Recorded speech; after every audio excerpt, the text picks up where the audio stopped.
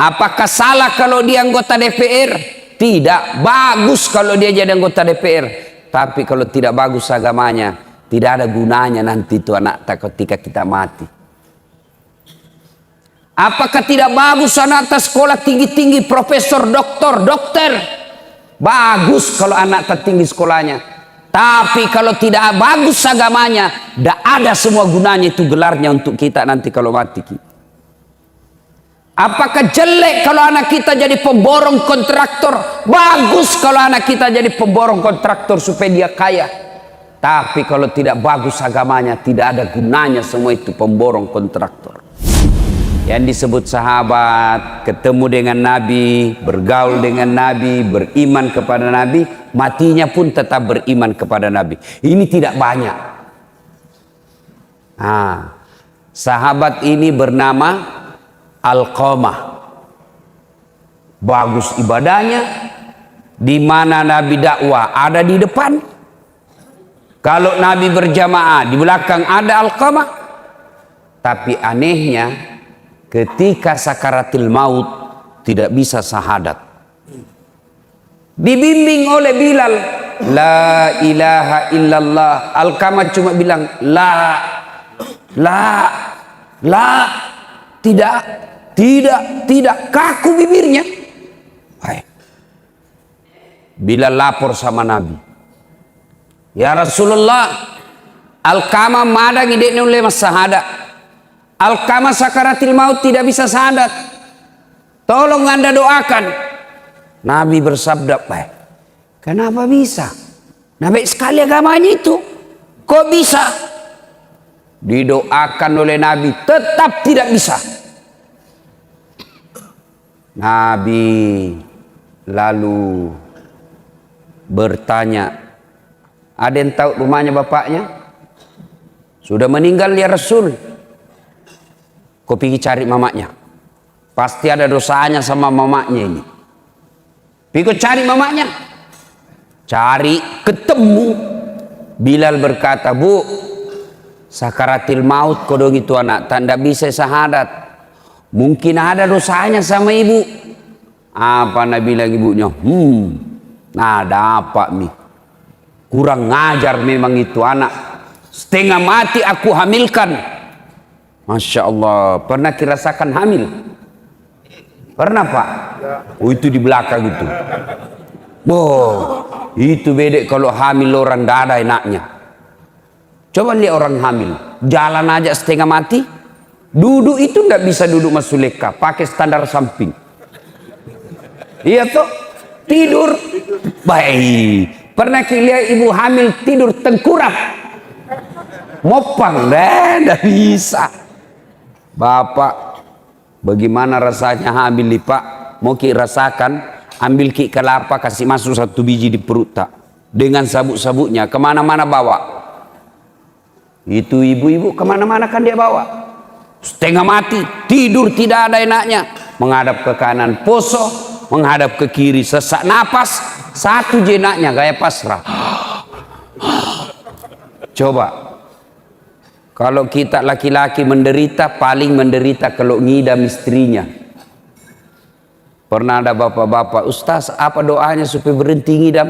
Saya bilang apa ngidamnya istri? Dia bilang, nanti dia bisa tidur kalau dia lihat saya di atas lemari duduk. Mulai berhenti kok nak bodoh-bodoh kok itu. Jadi kalau istrinya mau tidur jam 9, setengah 9 naik di atas lemari. Ini sisa kasih. Dia bilang ini, setengah mati aku hamilkan, setengah hidup aku lahirkan. Coba lihat ibu-ibu kalau melahirkan. Ada ndak ibu-ibu melahirkan senyum? Ada ibu-ibu melahirkan senyum? Tidak. Bu. Toba mak. Toba mak. 5 bulan kemudian hamil misalnya.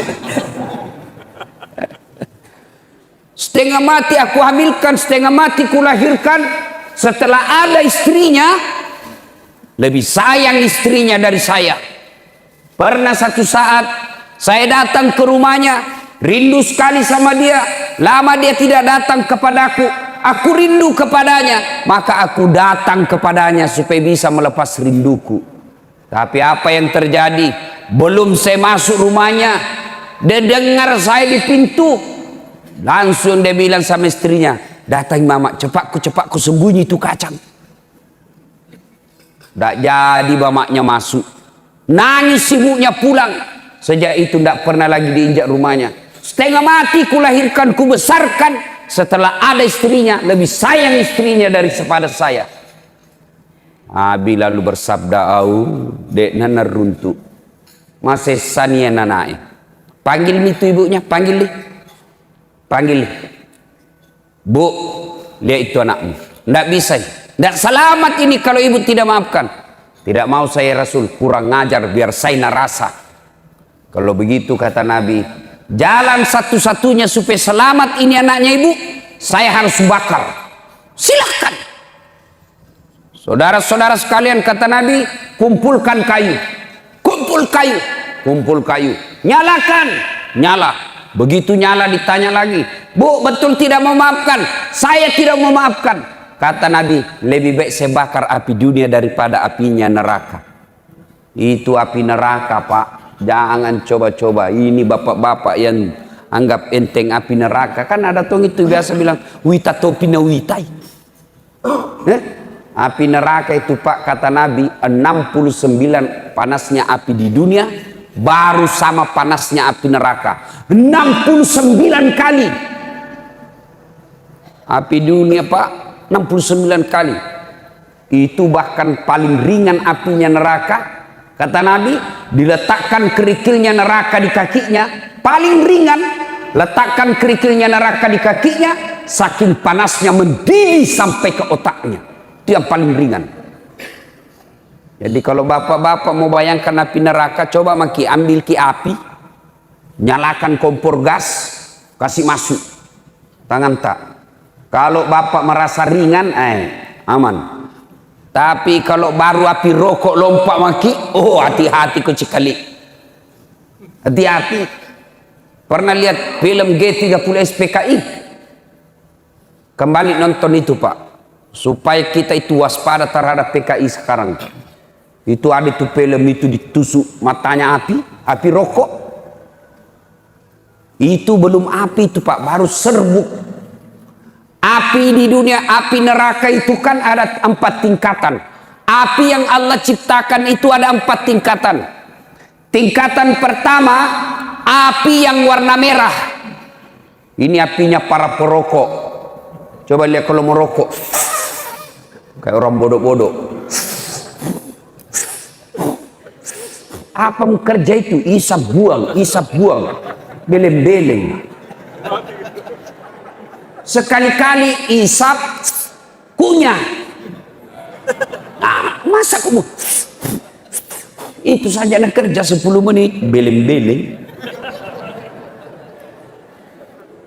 Ada merokok di sini?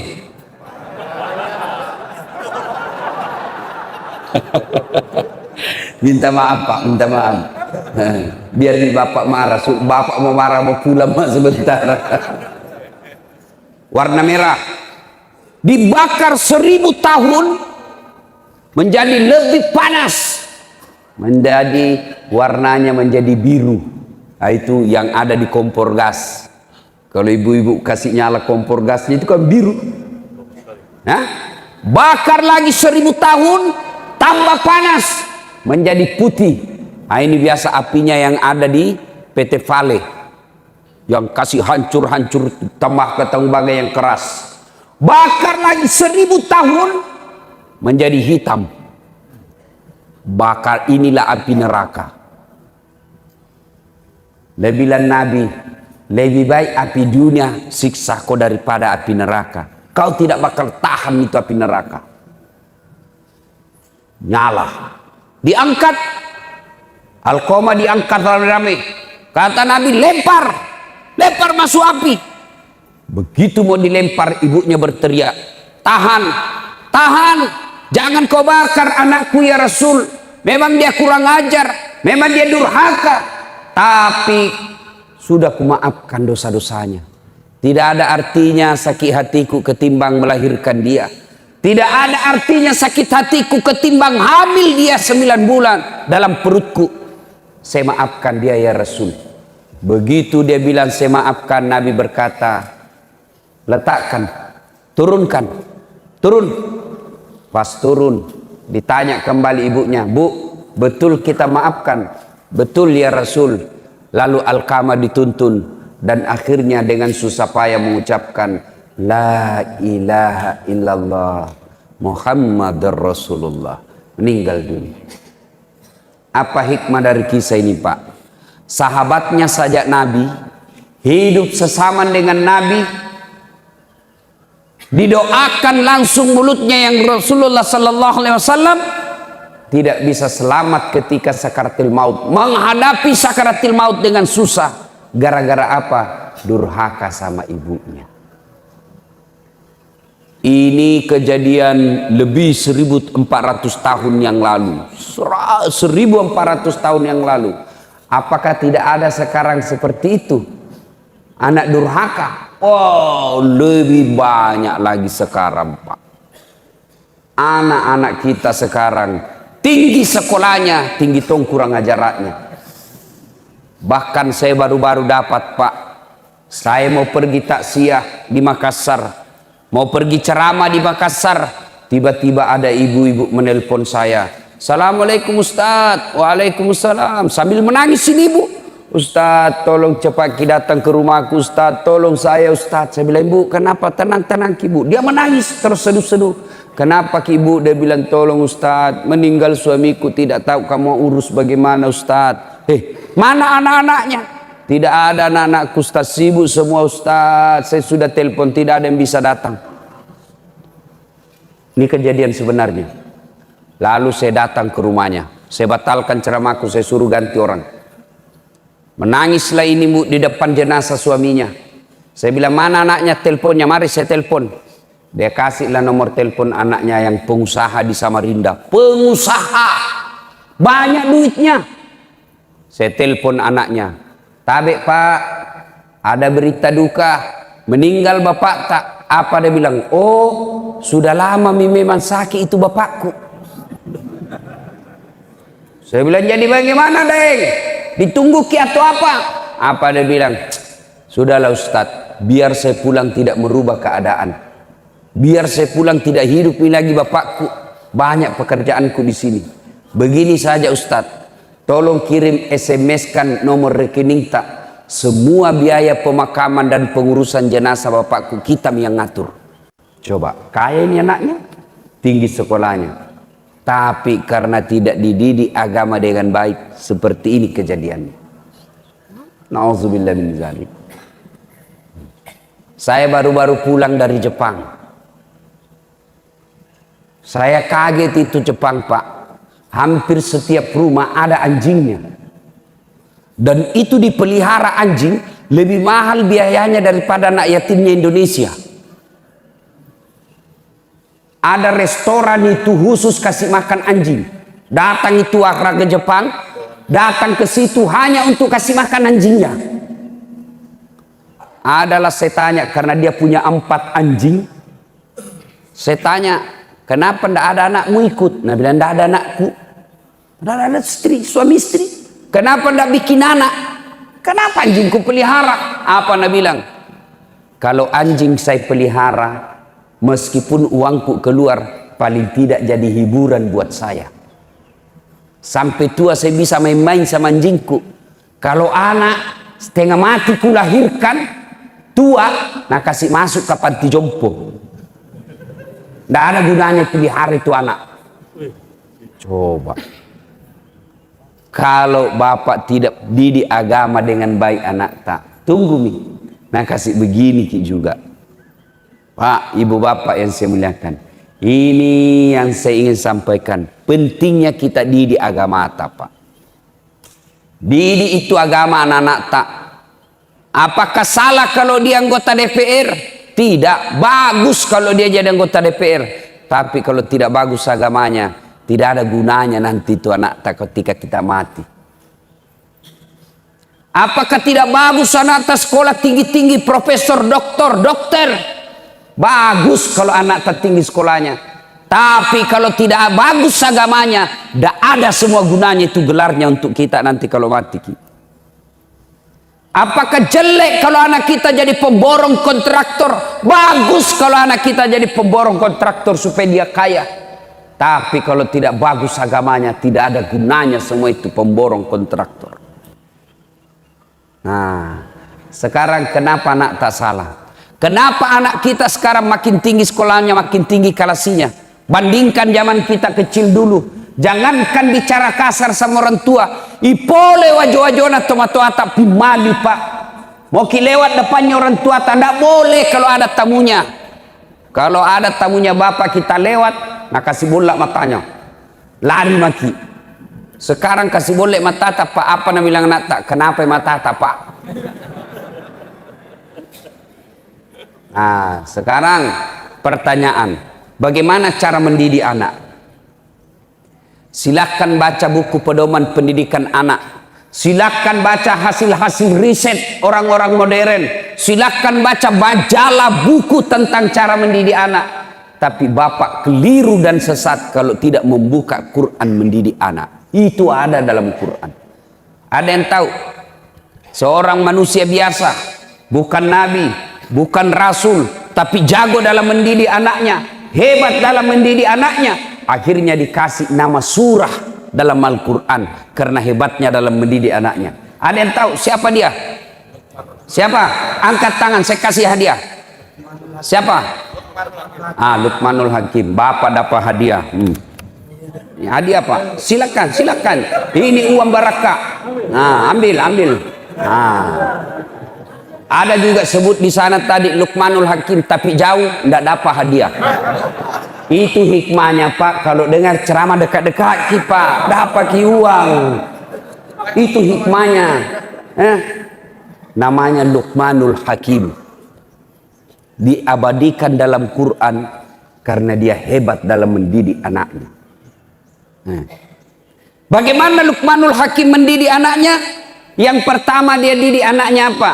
Ya bunayya la tusrik billah. Wahai anakku, jangan kau menserikatkan Allah. Yang pertama diajarkan anak kita akidah la ilaha illallah Muhammad Rasulullah.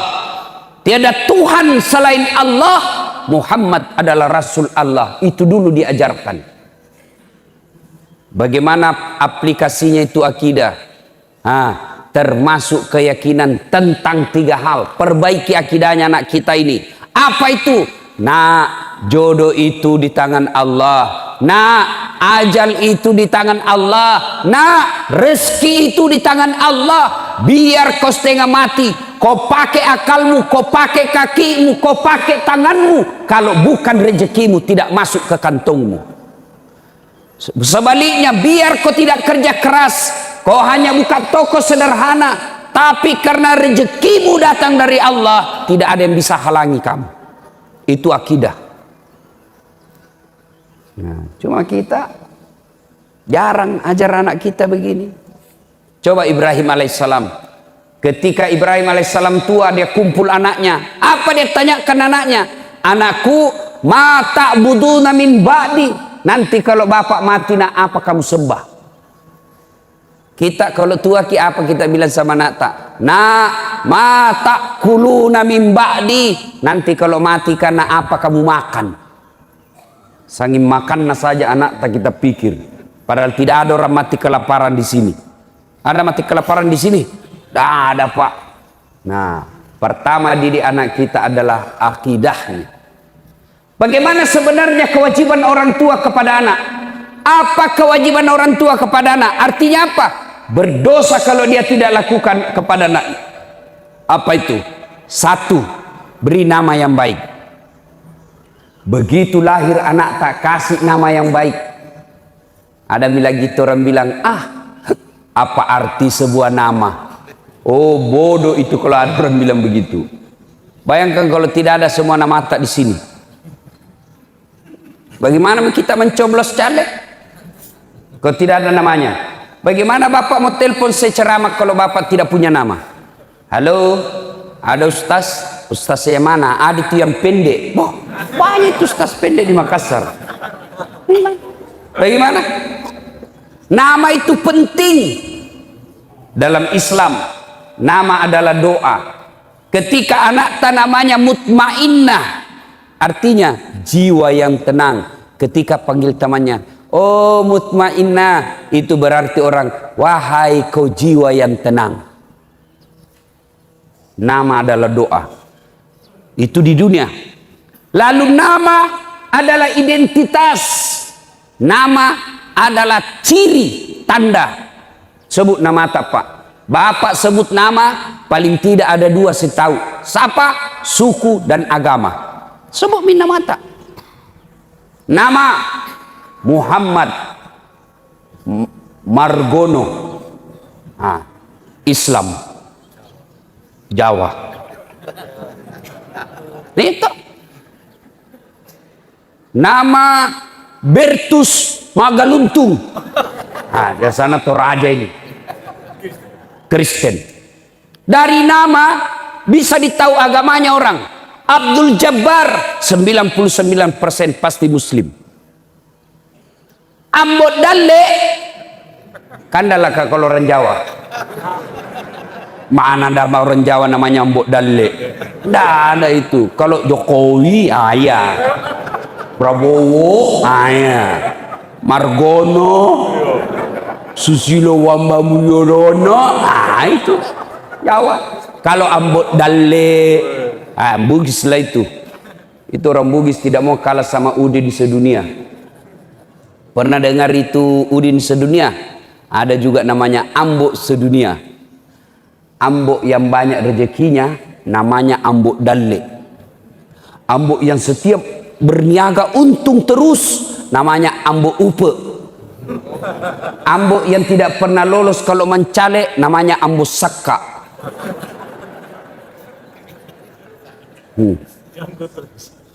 Ambok yang umurnya panjang Ambok Tuo. Ambok yang banyak di bengkel Ambok Tang. Ambok yang penjual berlian Ambok Intang. Ambok yang suka naik tamannya Ambok Endre.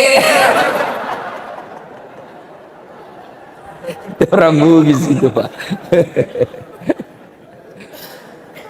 Nama. Lalu apa kaitannya juga di akhirat kelak? Nama di akhirat kelak itu tujuannya apa? Ketika kita dikumpul di padang mahsyar, kan diadili satu-satu orang Pak. Pernah kirasakan mencoblos atau ngantri bayar listrik? Lama kita menunggu toh? Padahal itu masih di dalam ruangan. Ada AC-nya, loketnya ada 4. Masih lama kita menunggu. Bagaimana nanti kalau kita diadili dari Adam sampai kiamat dunia? Berapa miliar manusia satu loket? Dari Adam sampai kiamat satu loket. Kenapa satu loket? Hanya satu Tuhan yang adili kita. Maka dipanggil kita satu-satu. Di sini fungsinya nama yang baik. Siapa dulu dipanggil? Nenek saya duluan mati? Belum tentu. Siapa? Nama-nama Islam dulu. Abdul Jabbar, Abdul Rahman, Umar bin Khattab, Tarik Husler,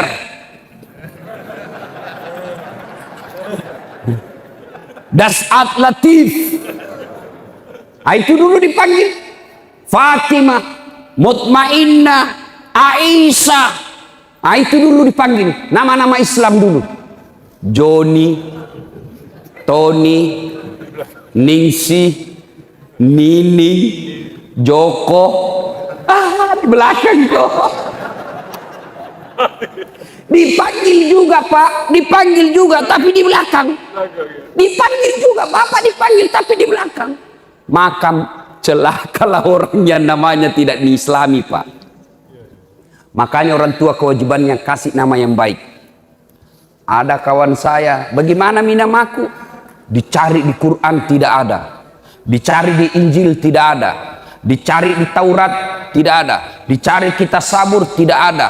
Di mana didapat namanya? Kitab Lontara.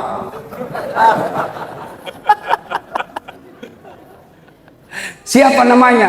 Ternyata Andi Sumanga Alam. Di kitab Lontara didapat itu. Bagaimana kita Ustadz yang sekarang nama kita sudah tidak Islam, dulu kita tidak tahu. Islamkan nama kita dengan cara apa? Tambah nama Muhammad di depannya. Coba Bapak ingat sejarahnya almarhum Bapak pembangunan Indonesia, siapa namanya? Dulu sebelum haji namanya Soeharto. Pergi tanah suci, raja waktu itu sahabat beliau rajanya Raja Saudi. Dia lihat, wah ini Soeharto setengah mati ini di akhirat nanti, terlambat dia dipanggil nanti ini. Maka diislamkanlah namanya menjadi Haji Muhammad Soeharto. Bapak yang sudah terlanjur namanya Ambot Tang, kasih di situ Haji Muhammad Ambot Tang. Kalau perempuan, cintailah seperti istri para nabi, tambah Siti di depannya. Mengislamkan. Niatkan itu. Karena dulu kita tidak tahu ada kekeliruan ibu-ibu ini sekarang. Apa itu? Dia ganti namanya bapaknya setelah menikah. Itu haram. Tidak boleh itu. Ini kita ikut-ikut budaya Eropa. Misal, istri namanya Naurah. Bapaknya namanya Nasrun. Bagusnya namanya Naura Nasrun. Tapi setelah dia menikah, biasanya kita ini, setelah menikah, dia ganti namanya bapaknya menjadi nama suaminya. Setelah menikah nama suaminya Das'at Latif, maka dia gantilah namanya menjadi dari Naura Nasrun menjadi Naura Das'at Latif. Haram. Bahkan hadis yang diriwayatkan oleh Muslim dijelaskan, laknat Allah bagi mereka yang mengganti nama bapaknya di belakangnya. Laknat Allah. Kenapa tidak boleh Ustaz? Karena mengaburkan keturunan, tidak ditahu. Jadi kalau misal itu kan Naura nama istri saya, bapaknya nama Nasrun, Naura Nasrun, tidak boleh menjadi Naura Das'at Latif, tidak boleh. Kenapa? Begitu lahir namanya anakku, saya kasih nama Nasirah Das'at Latif, berarti saudara sama mamanya, sama-sama Latif di belakang, Das'at Latif di belakangnya. Tidak boleh. Pernahkah Bapak dengar nama Khadijah diganti namanya di belakangnya Nabi Muhammad di belakang? Tidak. Khadijah tetap disebut Khadijah binti Khuwailid. Aisyah binti Abu Bakar Siddiq. Tidak boleh ganti-ganti suami, nama suami itu. Boleh nama suami di belakang dengan catatan tambah kata. Misalnya Naura Nasrun, istrinya Das'at Latif. Boleh. Boleh. Jangan ikut-ikut Pak. Nah ibu bapak saudara-saudara sekalian, kasih nama yang baik. Yang kedua, kewajiban orang tua, cara mendidik anak, kewajiban yang kedua. Setelah kasih nama yang baik, yang kedua, didik. Didik. Bagaimana cara mendidik anak? Cari tadi buka Al-Quran. Surah Luqman ayat 16 dan seterusnya. Cara mendidik anak, kasih contoh yang baik. Biasanya kita tidak kasih contoh yang baik. Anak tak dilarang merokok, baru kita merokok. Awas kau, ku dapat kau merokok, saya kasih rokok kau itu dengan bungkusnya. Marah-marah, jangan, memang kalau ku dapat kau merokok. 10 menit kemudian dia bilang, nak, kau belikan ngak dulu rokok. Tomat-tomat jili-jili. Apa? Kau larang anakmu merokok, baru kau merokok di depannya. Bagaimana ceritanya? Ada yang merokok di sini kah? Berhenti maki Pak merokok, berhenti ki Pak. Saya doakan ki berhenti merokok Pak. Kita tahu gitu siapa yang punya rokok Pak. Siapa yang punya pabrik rokok Pak, kita tahu. Itu orang Yahudi yang punya Pak. Semua pabrik rokok yang besar di Indonesia orang Yahudi. Itu yang Bapak pusat itu orang Yahudi punya. Dan itu orang Yahudi Pak, setiap apa untung 20% dia kirim ke negaranya. Jadi Bapak kalau beli harga 16.000, 20% dari uang tak yang 16.000 itu dia kirim ke Israel untuk apa? Beli senjata tembaki orang Islam. berhenti ki merokok. Nah bilang baik itu rokok Ustaz. Kalau bapak bilang baik itu rokok, panggil anak tak sama istri tak pagi-pagi minum kopi, suruh juga merokok di depan tak. Kalau kita bilang baik, ya. Tapi sebenarnya itu Pak, rokok itu tidak merusak. Insya Allah tidak merusak itu rokok Pak. Yang penting jangan ketemu api. Silakan pegang maki saja. Ini yang penting jangan bakar. Tidak merusak itu. Yang penting tidak ketemu api. Nah, kalau sudah ketemu api rusaklah itu Pak. Ada lagi yang bilang tidak bisa Kak kalau tidak merokok Ustaz. Tidak jalan otakku. Bale-bale kok. Buktinya Ramadan jalan di otakmu. Berhentilah merokok Pak. Yang merokok tabung itu pembeli rokok Pak. Pergi umroh sama Ustaz Dasat. Itu lebih manfaat daripada bakar. Tidak ada gunanya. Nah, satu didik anak.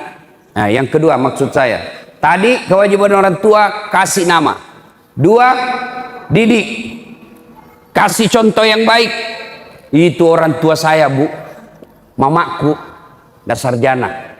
Saya ingat betul Pak Bupati. Waktuku masih sekolah. Karena dulu di rumahku waktu saya SD SMP tidak ada lampu. Jadi hanya terbatas yang punya lampu di kampung. Maka saya pergi belajar kelompok. Apa yang terjadi kalau saya belajar kelompok? Itu mamaku nak tunggui Kak di bawah rumah. Padahal anaknya laki-laki. Kalau saya belajar dari jam 7 sudah isya sampai jam 9 di bawah rumahnya itu orang menunggu Pak. Padahal anaknya laki-laki. Kita anak tak perempuan pergi les dibiarkan begitu saja. Begitulah cara mendidik anak. Yang ketiga, kewajiban orang tua. Berdosa kalau dia tidak lakukan. Kasih nama, didik. Yang ketiga, kasih makan. Soal makan jangan makin cemas. Tapi orang tua sekarang makannya dia anaknya nak cemaskan. Tidak nak cemaskan agamanya. Makan jangan makin cemas. Ada yang mati kelaparan di sini? Tidak ada. Selalu saya kasih contoh. Bapak tahu cicak? Tahu cicak? Apa namakan itu cicak? Apa? Nyamuk. Masuk akal enggak? Masuk akal cicak makan nyamuk? Satu terbang, satu di dinding. Bagaimana caranya? Enggak masuk akal. Tapi apa kata lagu? Lagu-lagu dulu. Cicak, cicak di dinding. Diam, diam. Merayap, datang. Cicak yang datang. Nyamuk yang datang. Datang seekor nyamuk. Tidak Nabi bilang cicak lompat ke nyamuk. Tidak, jatuh kasihan kalau dia lompat. Cicak nyamuk datang ke mulutnya. Hak. Lalu ditangkap. Nyamuk itu Pak. Perintah Allah ya masuk ke perutnya. Masuk ke mulutnya cicak. Itu cicak tidak sarjana. Tidak ada tanahnya, tidak pernah cemas soal rezeki. Allah yang ngatur. Maka bapak-bapak, ibu-ibu jangan makin cemas soal perutnya anak. Saya Pak, kalau dilihat pekerjaannya bapakku tidak mungkin anaknya bisa sekolah tinggi-tinggi. Petani penggarap, sawahnya orang dia kerja Pak. Tahu kan bapak namanya petani penggarap?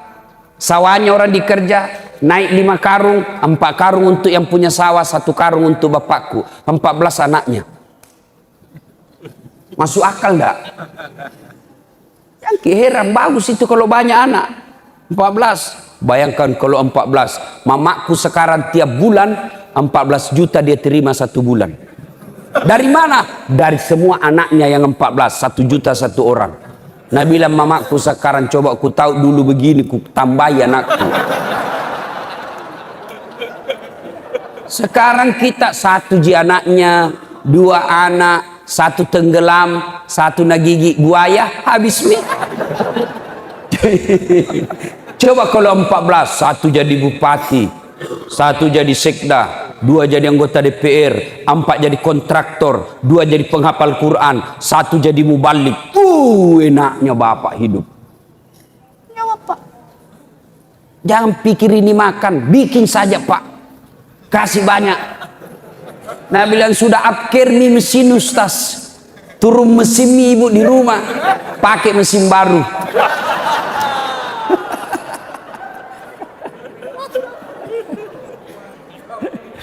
Bapak saudara-saudara sekalian. Ya? Nah didik. Ya? Bapak saudara-saudara sekalian. Yang keempat. Kalau mau mendidik anak yang paling penting. Doakan. Karena tanpa hidayah. Tidak dapat kita anak yang baik. Anak Nabi kalau tidak dapat hidayah. Nabi Nuh. Anaknya Nabi tanpa dapat hidayah tidak. Maka mintalah kepada Allah. Doa meminta anak yang soleh itu pendek sekali. Hafal baik-baik Pak. Catat ini di HP tak.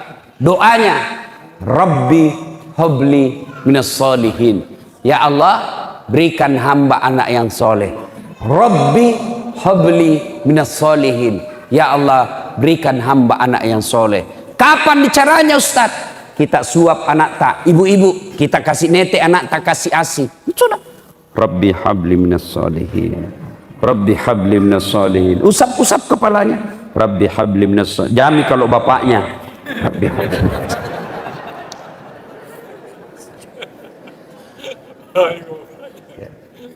Makan anak tak suap. Disuap anak tak doakan lagi. Rabbi habli minas solihin. Mama kau nak mama. Rabbi habli minas solihin. Doakan. Di mana dia anak tak disampoi. Rabbi habli minas solihin. Mau pergi sekolah peluk. Bisik di telinganya. Rabbi habli minas solihin. Nah tanya ke anak tak. Apa aja itu mak selalu kita baca. Saya doakan kina supaya jadi anak yang soleh. Ini biasa kita orang tua tidak mau ki sama anaknya. Sama anaknya tetangga. Mana mama tak nak. Itu sama anaknya orang. Sama anak tak mana kok. Sama anaknya sendiri kasar. Nah, Rabbi habli minas solihin.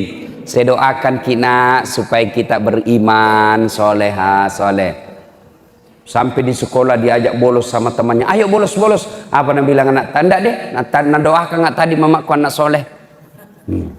Ada kemanakanku Pak. Sudah mau maghrib masih main bola. SD sepanggil Patur.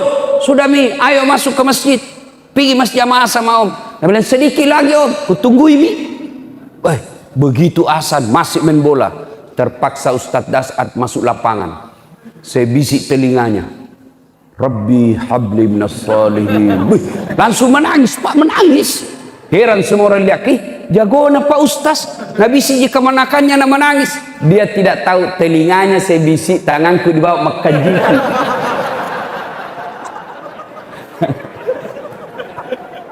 Artinya apa? Kalau anak tak salah, kasih hukuman. Supaya apa? Dia tahu bahwa salah. Itu orang dulu Pak. Kita orang tua tak kalau salah. Aina bak mimatogi Pak. Nah pukul ki. Saya pernah diikat di tiang rumah. Diikat Kak di tiang rumah. Baru dikasih kapas ini telingaku. Sama hidung. Sedikit. Apa? Baru bapakku ambil sarang arella. Semut-semut yang nganu itu dan pohon-pohon yang besar. Bukan semut kecil. Kalau semut kecil Pak bahaya. Yang semua yang besar-besar itu dia gugurkan itu di atas kepalaku Pak. Kenapa? Saya didapat tidak sholat Jumat. Coba. Saya pernah dilomboki mulutku. Lombok besar bukan lombok kecil. Karena kalau lombok kecil pedis sekali. Itu mamaku itu lombok besar. Nak cobek. Sudah itu nak ambil. Nak simpan di mulutku. Kenapa? Saya didapat sebut alat kelamin perempuan. Majak simpan. Coba. Tuh ibu-ibu dulu. Coba ke. Sekarang anak tak salah. Biasa. Enggak apa-apa Ji. Akhirnya terbiasa salah. Minta HP.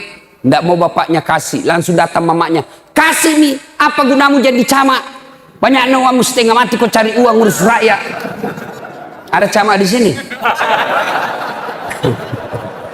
Minta maaf Pak Camat, bukan kita. Camat lain. Setengah mati kau di... Tidak mungkin Pak Bupati ku sebut. Tidak, tak aku Pak Camatmu saja. Coba bayangkan, marah mamanya, kasih nih. Banyaknya wamun tidak bisa belikan nih. Kasih susah saja, beli kami saja daripada nak kasih susah ki. Jangan ki jadi istri kalau tidak mau ki susah. Kalau tidak mau ki susah ibu jadi gasturi ki. Jadi gadis tua Republik Indonesia. Memang harus susah namanya orang tua. Pak, Bu, itu orang tua dulu cara didik anak belum tentu tidak ada sekolahnya lalu tidak contoh. Jangan. Banyak cara mendidik anak orang tua dulu yang sekarang mesti kita contoh. Apa itu Ustaz? Satu, lihat orang tua dulu. Kalau anaknya mau pergi main, apa Anda bilang? Pergi aku main, bawa edekmu. Tiwian rimu, kalau nangis adekmu kau kupukul. Akhirnya apa? Kita saling membela bersaudara. Dulu satu tempat tidur, 4 di atas. Apa tujuannya? Ada jadi intel. Mak, pacaran nih kakakku. Kenapa kau tahu? Ku dapat suratnya. Karena kita satu tempat tidur, ditahu. Coba maki. Dulu kalau kita makan jelas jadwalnya. Makan pagi, makan siang, makan malam. Tidak boleh makan sendiri-sendiri. Makan kita sama-sama. Pada saat kita makan, ibu bapak nasihati kita dalam bahasa Bugis. Nah, Andre makasih kesina. Ajak musesai. Itu orang tua-tua dulu. Sekarang anak-anak kita makan apa? Ambil nasi, ambil ikan, ambil sayur, masuk di kamar masing-masing. Itu tidak bagus itu. Orang tua dulu, coba orang tua dulu. Kalau kita minta uang langsung kasih. Tidak, apa? Isi kobak mandi dulu, pelko dulu itu tangga, baru dikasih. Untuk apa? Mengajar anak kita bahwa cari uang itu tidak gampang. Orang tua dulu Pak, sekarang mulai hilang semua.